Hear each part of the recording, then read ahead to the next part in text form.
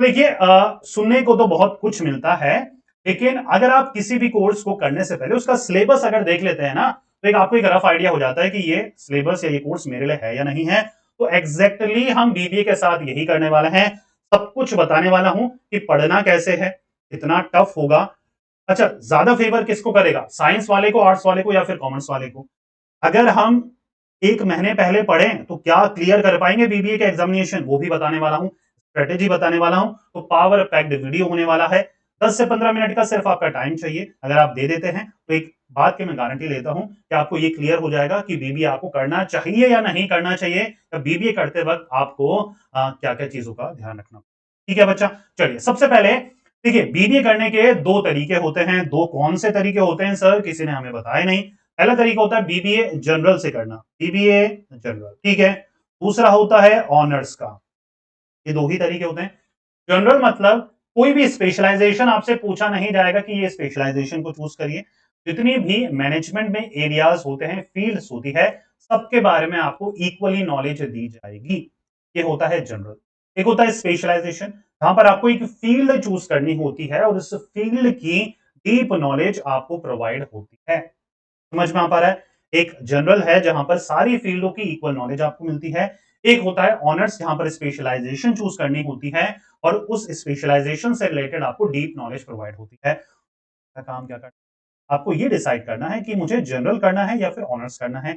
अगर इस बात को लेकर कंफ्यूज हो तो इसके लिए मैंने अलग से वीडियो बनाया है, BBA general versus honours by Sunil Adhikari. YouTube पे जाके सर्च कर लो, आपको वीडियो।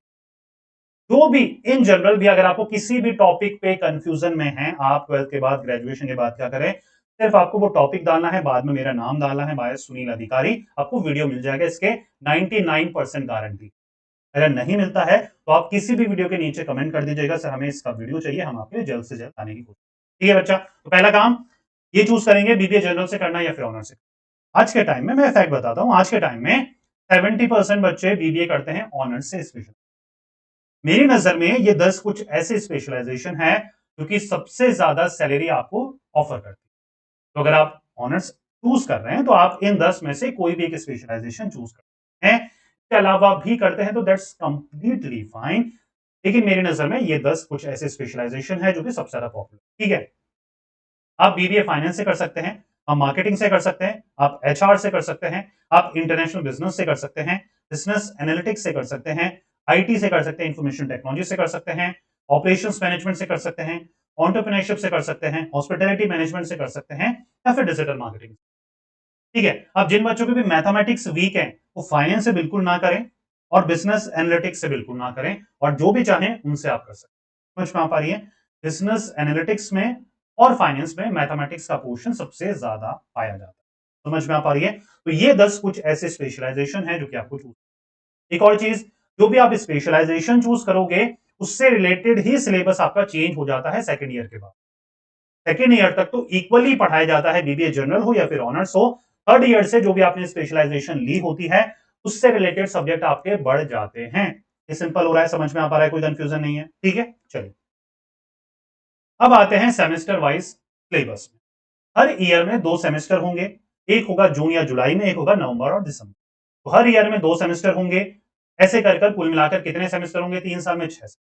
कई जगह बीबीए 4 साल का कर दिया गया है न्यू एजुकेशन पॉलिसी का। तो वहां पर इंटर्नशिप वगैरह प्रोजेक्ट वर्क होगा आपका फाइनल ईयर में। और ये अच्छी चीज है, इससे दूर मत भगना। अगर अच्छा कॉलेज है वो 4 साल का बीबीए दे रहा है, दैट्स कंप्लीटली फाइन, बहुत अच्छी चीज है। ग्रेजुएशन के बाद वैसे भी कौन सा आप कुछ बहुत वेकेंट करने वाले थे। एटलीस्ट आपको इंटर्नशिप और प्रोजेक्ट वर्क के थ्रू बहुत कुछ सीखने को मिलेगा। समझ में आ पा रही है बच्चा? चलिए, सेमेस्टर फर्स्ट में अगर आप सब्जेक्ट के कॉम्बिनेशन देखेंगे तो एक कॉमन पैटर्न आपको देखने को मिलेगा। नियर अबाउट हर यूनिवर्सिटीज में 6 सब्जेक्ट रहेंगे आपके, first year, second year, third year में। हर सेमेस्टर में मतलब 6 सब्जेक्ट रहेंगे। 4 नियर अबाउट थ्योरी, 2 के near about practical. Her semester में एक पैटर्न आपने कॉमन ऑब्जर्व करेंगे। 6 के नियर अबाउट सब्जेक्ट, 4 जिसमें थ्योरेटिकल, 2 हमारे प्रैक्टिकल। ठीक है, financial accounting, micro economics, principle of management, Indo socio, political economics, quantitative technique, essential.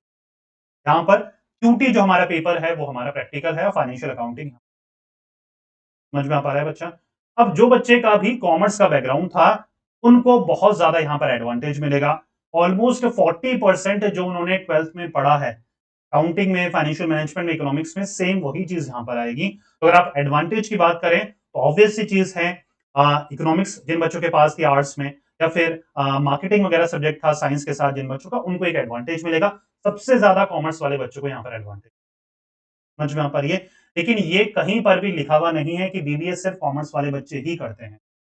हर कोई भी क्लास होगी, अगर आप ऑलरेडी बीबीए में एडमिशन ले लिया है तो अपना रेशियो जरूर बताइएगा। अगर आपकी क्लास में 30 बच्चे हैं तो 15 कॉमर्स वाले मिलेंगे, 10 आपको साइंस वाले मिलेंगे, 5 आर्ट्स वाले भी आपको मिलेंगे। तो हर स्ट्रीम का बच्चा बीबीए कोर्स करता है, ये बात समझ लीजिए। तो डरने की कहीं पर भी जरूरत नहीं। और आर्ट्स वाले बच्चे भी बीबीए को टॉप करते हैं, ये भी मैंने देखा है।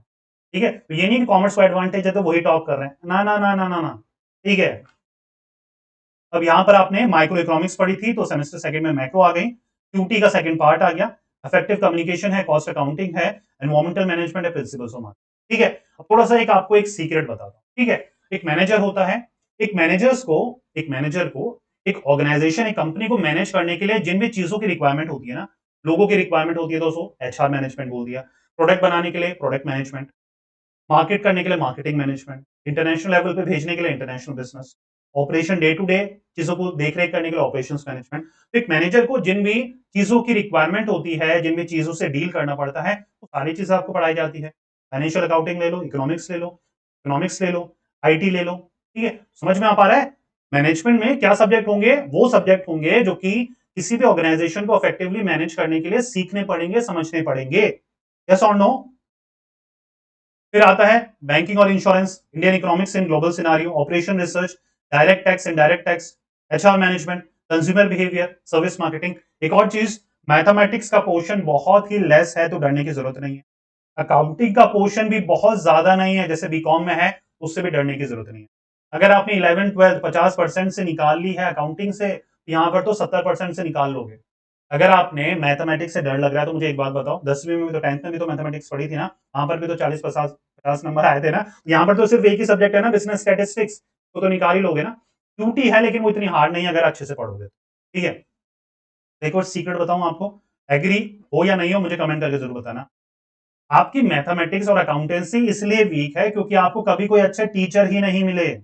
यस और नो कमेंट करके जरूर बताना। आपकी मैथमेटिक्स और अकाउंटिंग इसलिए वीक है क्योंकि आपके टीचर ही अच्छे नहीं थे जी। हार्ड ट्रूथ है, बीटर ट्रूथ है। ठीक है, समझना पड़ेगा। और एग्री करते हैं तो प्लीज 100% राइट करके कमेंट कर दे। ठीक है, यूनिवर्सिटी के टीचर का लेवल अलग ही होता है, अच्छे कॉलेज से करोगे तो रियलिटी में अलग होता है। ठीक है, मैं रह चुका हूं तो मुझे पता है। ठीक है, तो कहीं ना कहीं उनका लेवल अलग है। और देखिए, ये तो आपने ऑब्जर्व करेगा, और रियलिटी में अगर मैं बताऊं, 10 में से 10 अच्छे टीचर नहीं मिलेंगे।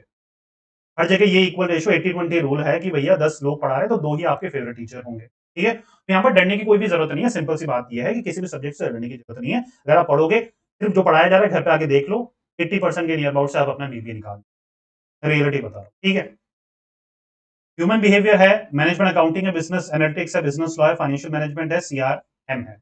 अगर आपको मैनेजमेंट लाइन में इंटरेस्ट है, बिजनेस मैनेजमेंट सब्जेक्ट पसंद है, तो बहुत ही मजे करोगे आप बीबीए में, इसकी बात। ठीक है, अब आता है नेक्स्ट सेमेस्टर, 5th और 6th, लास्ट सेमेस्टर आप इसको बोल सकते हैं। ठीक है, तो यहां पर strategic management, research methodology, financial electives, electives आ जाते हैं। फाइनेंस के इलेक्टिव्स आ गए। ठीक है, मार्केटिंग के इलेक्टिव्स, एचआर के इलेक्टिव्स, आईबी के इलेक्टिव्स। अब इलेक्टिव्स में क्या होता है? इलेक्टिव्स होते हैं आपके इंटरेस्ट एरिया के अकॉर्डिंग, आप कोई भी सब्जेक्ट आप उसको चूज कर। अगर आप बीबीए जनरल करते हो तो वहां पर भी इलेक्टिव्स आते हैं। इलेक्टिव्स होते हैं किसी भी एक सब्जेक्ट के डिफरेंट डिफरेंट पार्ट्स, मैं बताता हूं आप। ठीक है, नीचे आते हैं इलेक्टिव्स में। जैसे मार्केटिंग में इलेक्टिव्स क्या आएंगे? डिजिटल मार्केटिंग आ जाएगा, मार्केटिंग के ही पार्ट है।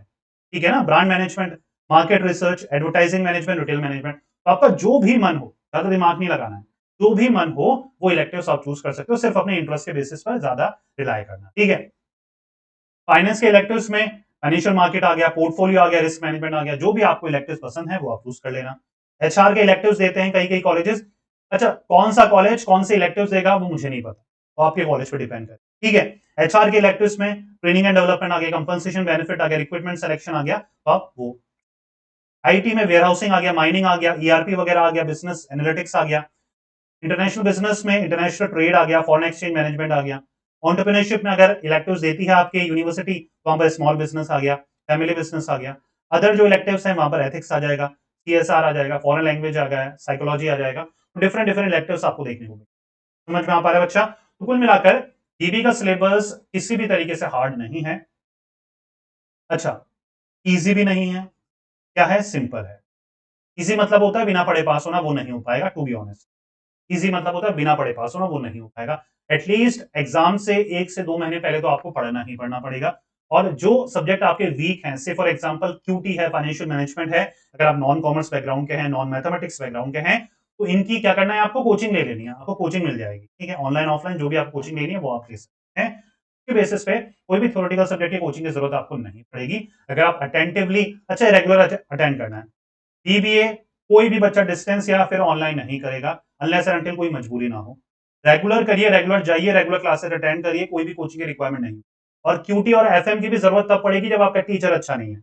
अगर आप थोड़े से बदकिस्मत हैं और कॉलेज में भी अच्छा टीचर नहीं मिल रहा है, उस केस में आपको कोचिंग की रिक्वायरमेंट होगी। नहीं तो अगर आप रेगुलर हैं, रेगुलर कॉलेज जा रहे हैं, कोई भी एज सच कोचिंग की जरूरत नहीं पड़ती है। आप हंसते खेलते अपना बीबी कंप्लीट। समझ में आ पा रही है बच्चा? तो एंड करें वीडियो को। ज्यादा मैं डराऊंगा नहीं, ज्यादा आपको परसुएड नहीं करूंगा कि बीबीए ही करो। क्यों करूं? आपकी मर्जी, ठीक है। मेरा कोर्स तो है नहीं, मैंने तो निकाला है नहीं। तो फिर भी जिन बच्चों को भी बीबीए करना था, करने जा रहे हैं, उनको एक रफ आइडिया मैंने दे दिया है। और मेरा ये मानना है कि जो चीजें मैंने बताई है अपनी तरफ से, मैंने अपना 100% ऑथेंटिक और रिलायबल चीजें आपके साथ शेयर करी है।